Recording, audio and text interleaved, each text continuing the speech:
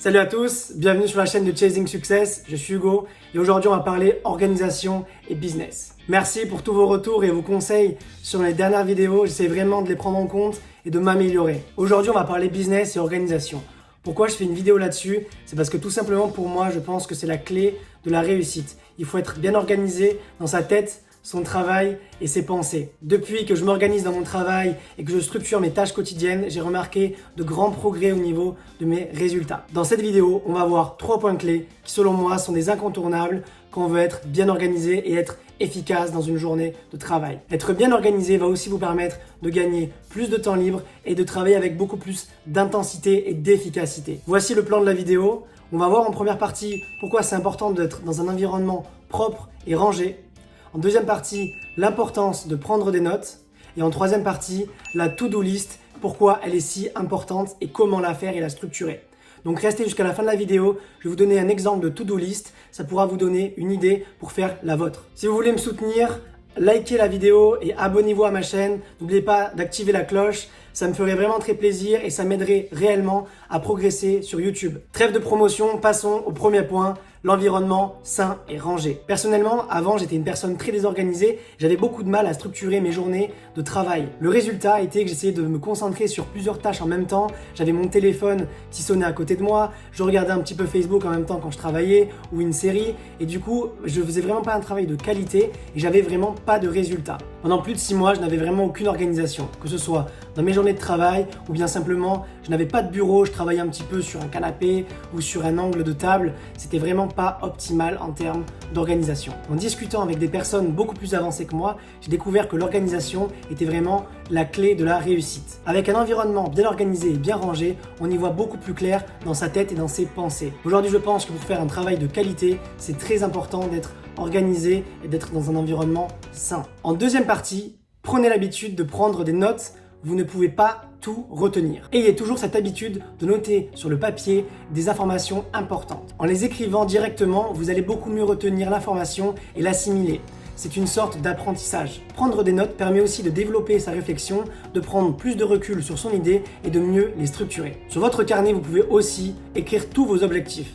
Ça permet de les matérialiser et de faire en sorte qu'ils soient toujours à côté de vous et visibles. Personnellement, j'utilise un cahier totalement classique sur lequel j'utilise des petites légendes qui me permettent de m'y retrouver quand je cherche mes idées. À l'intérieur, j'y retrouve toutes mes affirmations positives, mes idées et concepts et aussi beaucoup de pense-bêtes. Le troisième point, et pour moi le plus important, découvrez la puissance de la to-do list. Qu'est-ce que c'est? C'est simplement une façon de s'organiser, une façon de faire un planning de choses à faire. Il est très important de bien structurer sa to-do list. Et pour cela, vous devez connaître à peu près la durée de chaque tâche effectuée dans la journée. Généralement, la to-do list se fait la veille au soir. Vous allez tout simplement planifier toute votre journée du lendemain. C'est très important. Comme ça, le lendemain, vous allez être directement efficace. Vous n'avez pas à réfléchir et à vous éparpiller sur quelle tâche faire. Vous allez faire une tâche à la fois et dans un ordre bien organisé que vous avez préparé au préalable.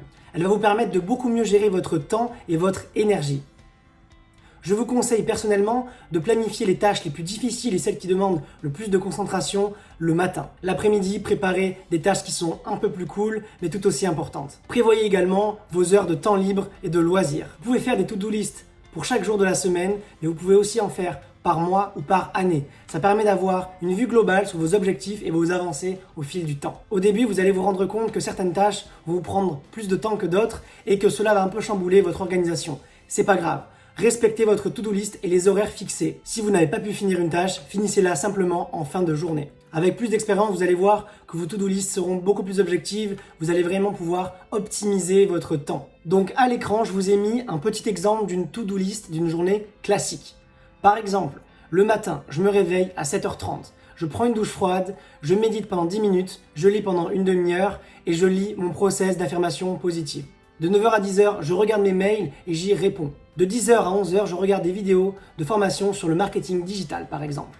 De 11h à midi, je planifie tous mes rendez-vous et appels téléphoniques avec mes clients. Je prends une pause d'1h30 de 12h à 13h30 pour manger et me relaxer. De 13h30 à 14h30, je m'occupe de mon service client. De 14h30 à 15h30, je m'occupe de mes campagnes publicitaires, je les analyse et je les lance. De 16h à 17h, je m'occupe de monter de nouvelles créatives et de faire de la veille. De 17h à 18h, je gère et j'envoie toutes mes commandes. De 18 à 19h, je fais 1 heure de sport. Ça me permet vraiment de relâcher toute la pression de journées qui peuvent parfois être difficiles, stressantes et éprouvantes. Et à 9h, juste avant de me coucher, j'utilise une méthode de visualisation qui s'appelle SBA, See, Believe, Achieve. J'en parlerai dans une autre vidéo, mais c'est très important, ça me permet de visualiser mes objectifs et donc de mettre mon subconscient en éveil toute la nuit.